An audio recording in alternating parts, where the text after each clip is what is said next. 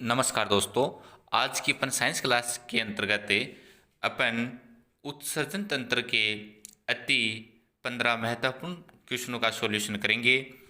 और जिसमें पहला क्वेश्चन है, मानव शरीर का मुख्य उत्सर्जन अंग है।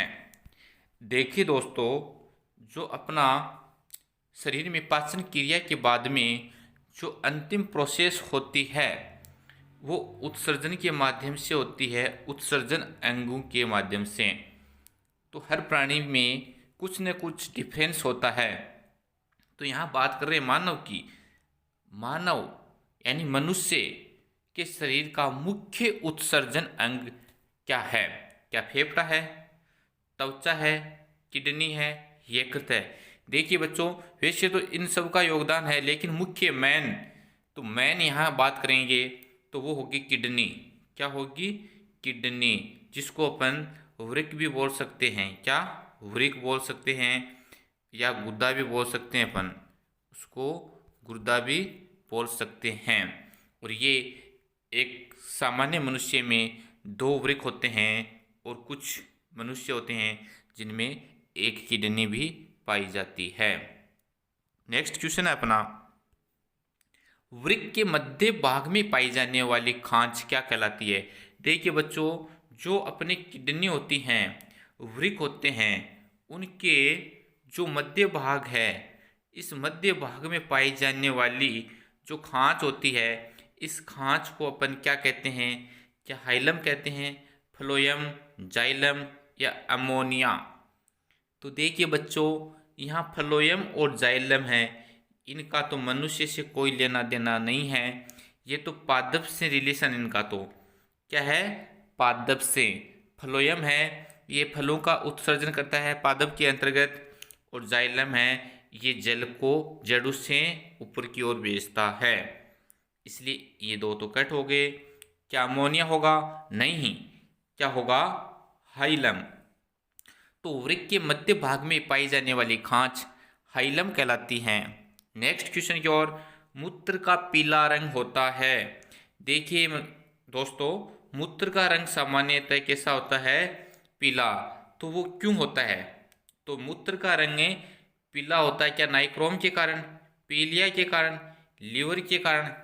हाँ, पीलिया के कारण भी पीला हो जाता है, लेकिन वहाँ पीलिया होने पर मूत्र ही नहीं होता है, शरीर के अन्य अंग भी पीले हो जाते हैं। तो ये तो एकदम करेक्ट आंसर नहीं होगा। तो फिर क्या होगा? यूरोक्रोम।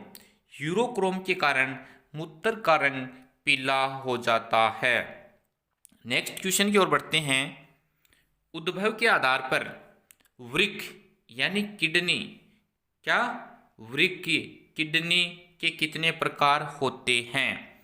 तो उद्भव के आधार पर जो अपना वृक्क है, किडनी है, उसके 3 प्रकार होते हैं। कितने होते हैं दोस्तों? 3। देखिए कौन कौन से।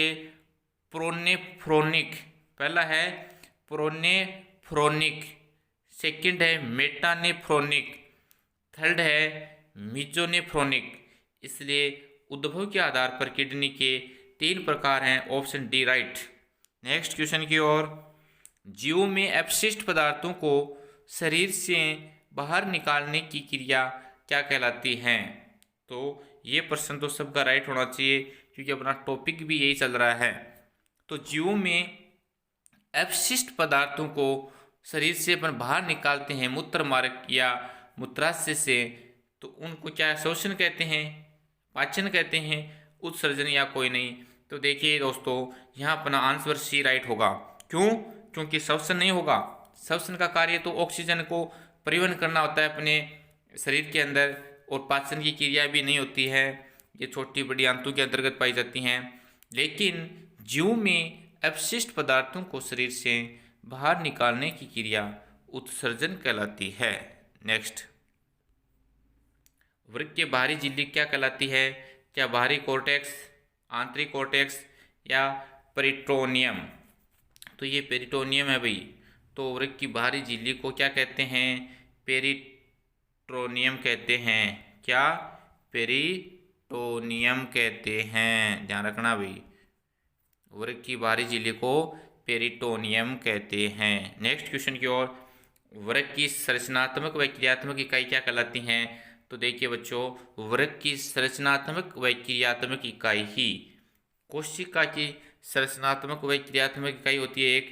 एक होती है वृक्क की संरचनात्मक व क्रियात्मक इकाई। दोनों में थोड़ा सा डिफरेंस है, देखना। तो वृक्क की संरचनात्मक व क्रियात्मक इकाई क्या कहलाती है? वो कहलाती है नेफ्रॉन। क्या दोस्तों? नेफ्रॉन। Option C right. अगला क्वेश्चन है, मूत्र की पीएच कितनी होती है?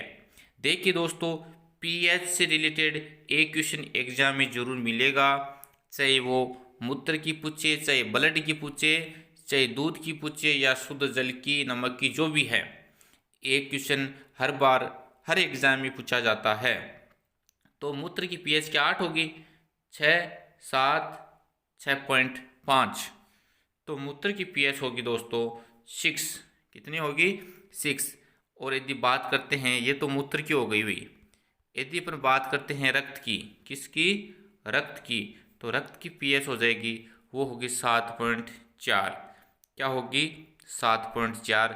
शुद्ध जल की पीएच की बात करते हैं तो शुद्ध जल की पीएच हो जाएगी, वो हो जाएगी 7। कितनी हो जाएगी? 7। नमक की भी 7 हो जाएगी। कितनी? 7। और भी अन्य पीएच जिनकी चर्चा आगे करेंगे।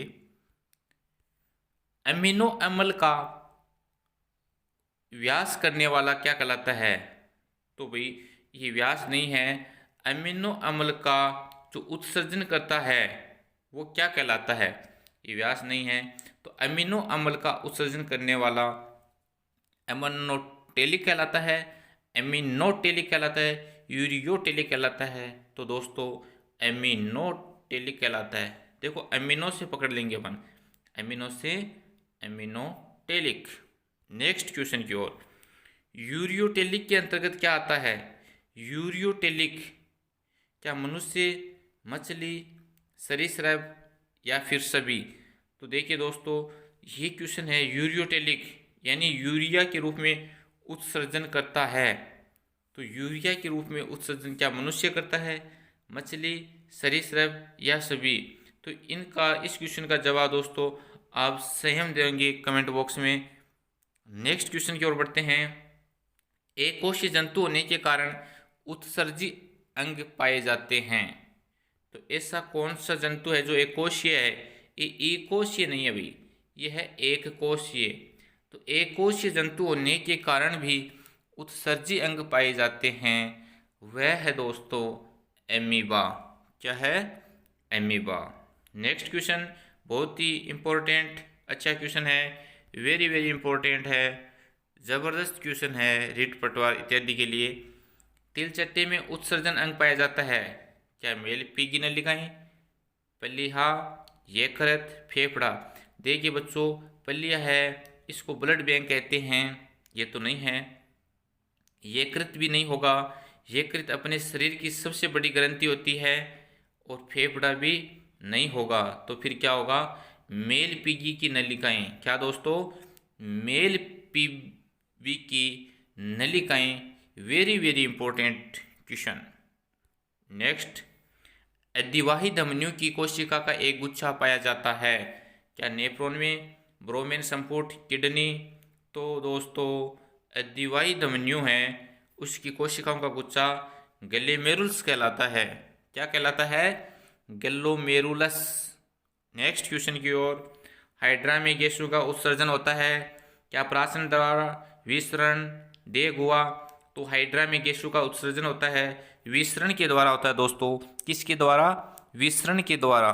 नेक्स्ट क्वेश्चन, केंचुए में उत्सर्जी पदार्थ हैं, केंचुआ जो उत्सर्जन करता है उस पदार्थ को क्या कहते हैं?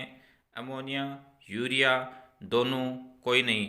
तो दोस्तों अमोनिया भी होती है, यूरिया भी होती है, इसलिए अपना ऑप्शन राइट होगा सी। तो आज की क्वेश्चन के लिए आपको धन्यवाद दोस्तों।